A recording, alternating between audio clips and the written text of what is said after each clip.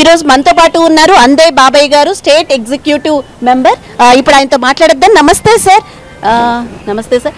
Sir చెప్పండి, యాక్చువల్గా మనం కేటీఆర్ గారు మాటలు, మోడీ గారి మాటలు ఇవన్నీ మాట్లాడుకునే ముందు ఒక చిన్న అనుమానం సార్ ప్రజలకు కూడా.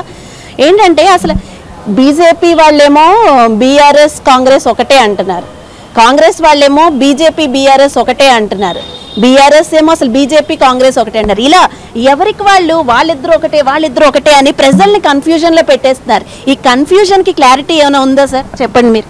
ఇప్పుడు మొగులు భూమి కలుస్తుందమ్మా, కలుస్తుందా? ఎప్పుడట ఆకాశమే భూమి. మేము వాళ్ళతోటి కలిసే ప్రసక్తి లేదు. వాళ్ళు ఏంటంటే అపోహ, ఓడిపోతున్నామని ఎట్టన చేసి మమ్మల్ని విభజించాలని చేస్తున్నారు. ఒక ఉదాహరణ, మీరు మొన్న గవర్నర్కు 2 ఎమ్మెల్సీ రికమెండ్ చేసిండు కేసీఆర్ గారు. ఏం చేసింది మా మేడం? తీసి నేలకు కొట్టింది. అంటే దాంట్లో అర్థమైపోవాలి కాంగ్రెస్ వాళ్ళకు. నిన్న సభలో మాట్లాడిండు మా మోడీ గారు. ఎన్నోసార్లు ఢిల్లీకి కేసీఆర్కు శాలువ తీసుకొని పోతే రిజెక్ట్ చేసిండు. వాళ్ళేమో అంటే కల్వకుంట్ల కవితను కూడా అరెస్ట్ చేయట్లేదు, ఇవన్నీ చూస్తే మీకు అర్థం కావట్లేదా వాళ్ళిద్దరూ ఒకటే అని అంటున్నారు. మరి దానికి ఏమంటారు? ఇప్పుడు ఈడీ పార్టీ వేరు, దాని పని అది చేస్తుంది, దీని పని ఇది చేస్తుంది. వాళ్ళ దాంట్లో అన్ని సాక్ష్యాలు వచ్చిన తర్వాత పెద్ద కథ కాదు. చంద్రబాబు నాయుడును లోపలేసినటువంటి వాళ్ళు ఏమో లెక్కన, ఢిల్లీలో ఉప ముఖ్యమంత్రిని జైలు వేసిన వాళ్ళు ఏమో లెక్కన, అని అన్ని వాళ్ళ అన్ని ప్రకారం పద్ధతి ప్రకారం చేస్తారు. దానికి పార్టీకి సంబంధం లేదు. తప్పు చేసిన వాళ్ళని ఎవరిని వదిలిపెట్టదు ఈడీ, ఎవరిని. మీరు చూసారా గతంలో లల్లు ప్రసాద్ యాదవ్ జైలుకు పోయిండు, ఎంతోమంది జైలుకు పోయినరు. ఈమె కూడా తప్పు చేస్తే తప్పకుండా జైలుకు పోతుంది. కానీ అది అరెస్టు చేసేది ఈడీ చేతులు ఉంటుంది, కానీ పార్టీ చేతులు లేదు కదా. పార్టీ చేతులు ఉంటే ఈ పార్టీకి లోపల పెడుతుంటివి, కేసీఆర్ లోపల పెడతాం. పార్టీ చేతులు ఉంటాయి. దేనికైనా ఒక వింగు, ఒక డిపార్ట్మెంటు కథ ఉంటుందమ్మా. దాని ఎక్కడ వాళ్ళు కాంగ్రెస్ వాళ్ళు ఇక్కడ ఇప్పుడు వాళ్ళు ఇద్దరు ఒకటి. వాళ్ళు రాష్ట్రపతిని మేము ముర్ము గారిని ప్రతిపాదిస్తే వాళ్ళు ఎవరిని ప్రతిపాదించరు చూశారు కదా మీరు.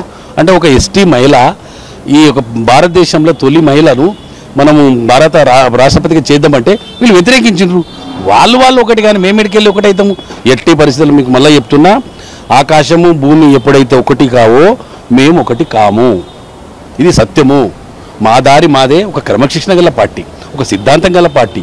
ఇలా నరేంద్ర మోడీ అంటే ప్రపంచ దేశాలల్లో ఇలా ప్రఖ్యాతి పొందినటువంటి నేత. ఇలా మొత్తం 250 దేశాలు ఇలా మోడీ గారి గురించి మాట్లాడుకున్నటువంటి సందర్భం. మేము వాళ్ళతో కలిసి ఉంది. మా ఎలుకకు ఏనుగుకున్నంత తేడా, అది సాధ్యం కాని పని వాళ్ళు అట్లా చెప్తా ఉంటారు. అంటే ఇప్పుడు మోడీ గారి మాటలు యాక్చువల్గా చాలా సంచలనం రేపే అని చెప్పచ్చు. ఎందుకంటే కేసీఆర్ గారి మీద ఇన్నాళ్ళు కామ్గా ఉండి ఇప్పుడు ఎందుకు మాట్లాడారంటారు? ఇదంతా ఎలక్షన్ స్టంట్. అంటే ఆయన ఎన్డీఏలో జాయిన్ అవుతానన్నారు, తర్వాత వాళ్ళ అబ్బాయి కేటీఆర్ నెక్స్ట్ సీఎం అవ్వాలి అన్నారు. ఇలాంటి మాటలన్నీ ఇప్పుడు ఎందుకు వచ్చాయంటారు డిస్కషన్? భారతీయ జనతా పార్టీ వారసత్వం పార్టీ కాదు. మీరు చూశారు గతం నుండి ఎవరైనా ఒకరే ప్రధానమంత్రి అయితే వస్తుంటారు. వారసత్వం లేదు. నరేంద్ర మోడీ గారికి లేదు, వాజ్పేయి గారికి లేదు, రేపు గతంలో ఉండదు. ఈయన ఏంటంటే ఇది ప్రజల సామ్రాజ్యంలో ఉన్నటువంటిది. ప్రజలు నిర్ణయించాలి. కానీ నువ్వేవో రాజా, వెనుకటికి రాజులు అయితే వాళ్ళ తాత మంత్రి అవుతుండే, అలాగే ఆయన మంత్రి కొడుకు. ఇది రాజరికం, ఇది నైజాం కాదు కదా. ప్రజలు నిర్ణయించాలి. నువ్వెవరు నిర్ణయించడానికి? కనుక అదే మాట్లాడిండు. నీవు నీ కొడుకు నీకు అవకాశం ఇచ్చి చేసినావు, రేపు పొద్దున నీ కొడుకు అవకాశం ఇచ్చి చేస్తావు, కానీ నువ్వు నిర్ణయించేది మమ్మల్ని ఆశీర్వాదం పొందేది ఆ మాట అన్నాడు. ఎందుకంటే ఎక్కడైనా ప్రజలు నిర్ణయిస్తేనే ముఖ్యమంత్రి అవుతారు, కానీ నువ్వు వారసత్వం తీసుకొచ్చి పెట్టొద్దు. ఇలా బీజేపీ పార్టీకి అది లేదు కనుక ఆ మాటనే మాట్లాడిండు. గతంలో ఇప్పుడు ఒక ప్రధానమంత్రి వస్తే ఒక ముఖ్యమంత్రి గారు కలవాలి, ప్రోటోకాల్. అది పెద్దలను గౌరవించేది ప్రోటోకాల్. ఆ ముఖ్యమంత్రి వాళ్ళు ఎక్కడికైనా పోతే ఎమ్మెల్యే ప్రోటోకాల్ అది లేకుండా పోయింది. ఒకనాడేమో బ్రహ్మాండంగా ప్రోటోకాల్ పెట్టుకొని శాలువలు కట్టి అభిమానించి వీళ్ళను వ్యతిరేకిస్తున్నావు అంటే దానికి ప్రజలు గమనిస్తున్నారు తల్లి. ఈ పోస్టర్లు చింపేయడం, హరీష్ రావు గారి గొడవ, ఇవన్నీ వీటి గురించి చెప్పండి సార్. ఇప్పుడు రైల్వే సెంట్రల్ గవర్నమెంట్ అమ్మా, అక్కడ ఉన్నటువంటి రైల్వే వాళ్ళు మోడీ గారిదే పెడతారు. ఈయన సమంజసం ఉండి మీ పాత్ర ఉంటే పెట్టమని అడగాలి. కానీ మరి మేము కూడా ఇలా బియ్యము 27 రూపాయలు మేము ఇస్తున్నాము, ఫ్రీ బియ్యం ఇస్తున్నాము. ఆడ బొమ్మ ముఖ్యమంత్రి ఉంటుంది, మేము అట్లా పోయి చిల్లర చేస్తున్నామా? ఫోటో పెట్టమంటున్నామా? పెట్టాలి. ఎన్నో పథకాలు ఉన్నాయి మాయి, మేము అట్లా చేస్తలేమే. ఒక మంత్రివి నువ్వు, ఎన్నిసార్లు అనుభవం ఉన్నది. ఒక టీవీని ఎత్తేస్తే అది ప్రజలు చూస్తలేరా, గమనిస్తలేరా? నువ్వు ఏమనాలి? అక్కడ ఉన్నటువంటి రైల్వే డిపార్ట్మెంట్లకు మాది కూడా పాత్ర ఉన్నది, పోయి మా ఫోటో పెట్టమని అడుగు. కానీ నువ్వు టీవీని ఎత్తేస్తే అది ఎంత మనకు సమంజసం? మరి మేము అట్లా పోయి డీలర్ షాపులలో ఆ పని చేద్దామా? మేము మూడు కొత్తం చేస్తలేము కదా. ఇది ఆయన ప్రజలు తెలుసుకుంటున్నారు ఆయన ఉన్న నైజం ఏందనేది. ఇప్పుడు రేవంత్ రెడ్డి గారు అంటున్నది ఏంటంటే అసలు నరేంద్ర మోడీ గారు పిఎం అన్నది గుజరాత్గా లేకపోతే తెలంగాణకు కూడానా అని. అలాగే కేటీఆర్ గారు ఏమంటున్నారంటే గుజరాత్ గుండెల్లో గుణపాలేమో తెలంగాణలో అంటున్నారు. మీరేమంటారు దాని గురించి? నరేంద్ర మోడీ ఒక గుజరాత్ గదమ్మా, యావత్ భారతదేశానికి ప్రధానమంత్రి. ఇందాక చెప్పిన కదా 250 దేశాలు ప్రశంసిస్తున్నటువంటి నాయకుడు.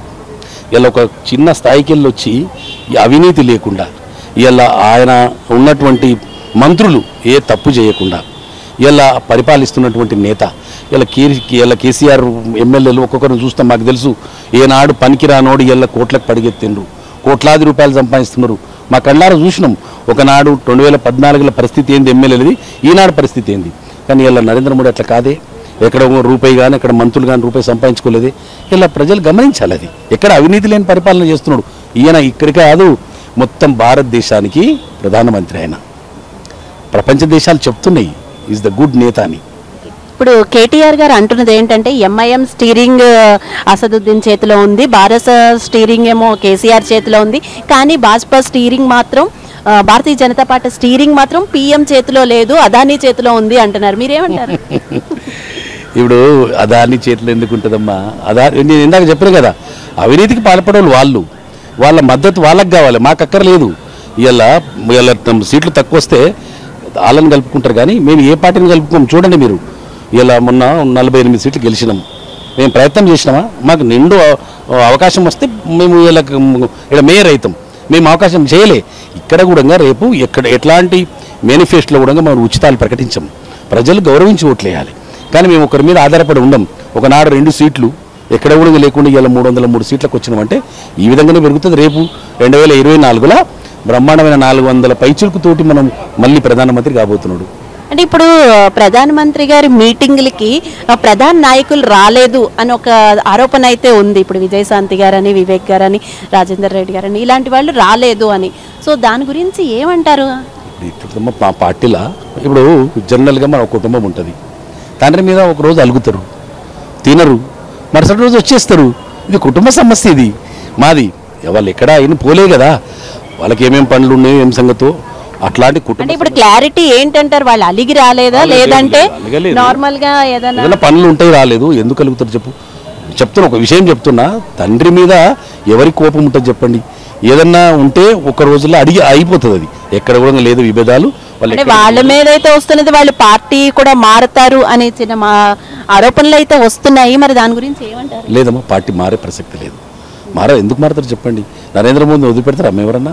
నరేంద్ర మోడీ నాయకత్వం కావాలని మొత్తం నాయకులు లైన్ కడతారు. రేపు ఎక్కడ కూడా నరేంద్ర మోదీని వదిలిపెట్టి బీజేపీని క్రమశిక్షణ పార్టీ, ఈ పార్టీని వదిలిపెడితే మరి చాలా మంది బీజేపీ నుంచి కూడా వెళ్తున్నారు కదా, ఇప్పుడు కాంగ్రెస్కి వెళ్ళిపోతున్నారు, బీఆర్ఎస్ నుంచి కూడా కాంగ్రెస్కి వెళ్తున్నారు కదా, మారుతున్నారు కదా. వేరే పార్టీలు ఉన్న వాళ్ళు పోయినరు.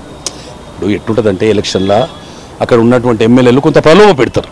ఏదన్నా వాళ్ళని పని ఉంటే ఇబ్బంది పెట్టుకోమనేది కొంత తాత్కాలికంగా వాళ్ళు పోతారు తప్ప మనసంతా ఇన్నే ఉంటుంది, ఉట్టి చెత్త ఆడుంటుంది. అంటే ఈసారి యాక్చువల్గా ఎక్కువ కాంగ్రెస్కి వెళ్ళడానికి కూడా ఒక రీజన్ ఉంది. ఈసారి కాంగ్రెస్ గెలుస్తుందేమో అని ఎక్కువ అంచనాలు ఉన్నాయి. ఎందుకంటే వాళ్ళు ఇచ్చిన 6 వరాలు కానీ, గ్యారంటీ స్కీములు కానీ వాటిని బట్టి. సో అలా కూడా అయి ఉండొచ్చా? ఇప్పుడు కర్ణాటకలో చూస్తున్నాము ఏమైంది, వాళ్ళ పథకాలు ఇస్తే ఏమైంది చెప్పండి? అక్కడ ఒక వ్యతిరేకత వచ్చింది. ఇలా కాంగ్రెస్కు ఓటేస్తే మళ్ళీ తప్పగా పోయి బీఆర్ఎస్ చేరుతారు. మీరు చూసారు గతంలో. వాళ్ళు అలా అంటే మేము కర్ణాటకలో చేయాల్సినవన్నీ చేసాము, ఎవరన్నారు వచ్చి చూసుకోమనండి అంటున్నారు కాంగ్రెస్ వాళ్ళు. ఇలా చూడండి, బస్సుల ఎన్నో పథకాలు లేక ఇబ్బంది పడి లిక్కర్ మీద విపరీతమైన రేట్లు పెంచిండ్రు. సాధ్యమవుతుందమ్మా? ఆనాడు ఎన్టీ రామారావు 70 రూపాయలు ఇచ్చిండు, వైఎస్ రాజశేఖర్ 200 ఇచ్చిండు. 500 1000 రూపాయలు మనకు బడ్జెట్ సరిపోతుంది. వేలాది రూపాయల పథకాలు పెట్టి బస్సు ఛార్జీలలో బస్సులు విపరీతంగా ఎక్కిపోయి ఇలా బస్సులలో ఒక స్త్రీ, నువ్వు సామాన్య స్త్రీలు పోతే బాగలే, ఉన్న వాళ్ళు ఎక్కుతున్నారంటే అది ఉచితాలు ఎక్కడి వరకు సాధ్యమవుతుంది చెప్పండి? బస్సు అనేవరకల్లా ఉన్నోళ్ళు కూడా ఆ టికెట్ మీద పోతున్నారు. గతంలో ఏముండే వైట్ కార్డు వాళ్ళకి అన్ని వసతులు ఉండే, ఇప్పుడు అది లేదుగా. ఉన్నోడు పోవాలి, లేనోడు పోవాలి. ఇది ఎక్కడ పథకాలు? ఇప్పుడు వాళ్ళు ఏమంటున్నారంటే సార్, ఈ పసుపు బోర్డు, ట్రైబల్ యూనివర్సిటీ ఇవన్నీ కూడా పాతవే, కానీ మళ్ళీ కొత్తగా ఇచ్చినట్టు వాళ్ళు చెప్తున్నారు అని అంటున్నారు. దాని గురించి మూతబడి చేసిండ్రా? ఇలా యూరియా ఎన్ని రోజులైంది మూతబడి? యూరియా ఇచ్చిండ్రా? యూరియా గతంలో ప్రధానమంత్రి రాకముందు చెప్పులు పెట్టి లైన్లో నిలబడ్డామండి, దొరకని పరిస్థితి. ఇవాళ బ్రహ్మాండమైన యూరియా దొరుకుతుంది. రామగుండం మూతపడేసిండ్రు, రేపు షుగర్ పార్టీ కూడా మేము తెరుస్తాం. వాళ్ళు చేసే ఫ్యాక్టరీలు ఉన్నాయి కానీ మూతపడ్డాయి, మేము తెరుస్తున్నాం. దానికి పునః ప్రారంభం అన్నప్పుడు మనం చెప్పుకోవాలి కదా. పాలమూరుకి ఏం చెయ్యలేదు అని వాదిస్తున్నారు, అంటే మీరేమంటారు దాని గురించి? ప్రధానమంత్రి వచ్చి పాలమూరుకి ఏం చేయకుండా వెళ్ళిపోయారు అని అంటున్నారు రేవంత్ రెడ్డి గారు, వాళ్ళు దాని గురించి అంటారు. ఇప్పుడు ఎన్ని రోడ్లు వేశారమ్మా, ఎన్ని రైల్వే బ్రిడ్జిలు చేశారమ్మా, వాళ్ళ పరిధిలో సెంట్రల్ గవర్నమెంట్ పరిధి అన్నీ పూర్తయినాయి. ఇలా నేషనల్ హైవేస్ కొన్ని వేల కిలోమీటర్లు, బ్రహ్మాండమైన కిలోమీటర్స్, ఎస్సీ వాడల్లో సీసీ రోడ్లు. ఇలా రైళ్ళు చూడండి బ్రహ్మాండంగా, డబుల్ లైను, తర్వాత త్రిబుల్ లైన్స్ కూడా చేస్తున్నాము బ్రహ్మాండంగా. ఇలా రైల్వే స్టేషన్లో కంపు కొడుతుండే, జనాలు పోతే అసలు దుర్వాసన వస్తుండే. ఇలా మీరు చూడండి ఎయిర్పోర్ట్ ఎట్లుంటుందో, మన శంషాబాద్ ఎయిర్పోర్ట్ ఎట్లుంటుందో ఇలా రైల్వే స్టేషన్లన్నీ అట్లయినాయి. మీరు పోయి చూడండి, మీరే పోయి టీవీ పెట్టి చూడండి, ఆడ అంత బ్రహ్మాండంగా చేసిండు. ప్రధానమంత్రిని అంటే పాపం తగ్గుతుందమ్మా ఈ కాంగ్రెస్ వాళ్ళకు, బీఆర్ఎస్ వాళ్ళకు. Thank you so much sir. తాజా సమాచారం కోసం 95 న్యూస్ ఇప్పుడు యాప్ లో మీ ముందుకు వచ్చింది. వెంటనే డౌన్లోడ్ చేసుకుని న్యూస్ అప్డేట్ తెలుసుకోండి. ప్రతి క్షణం ప్రజాక్షేమం కోసం.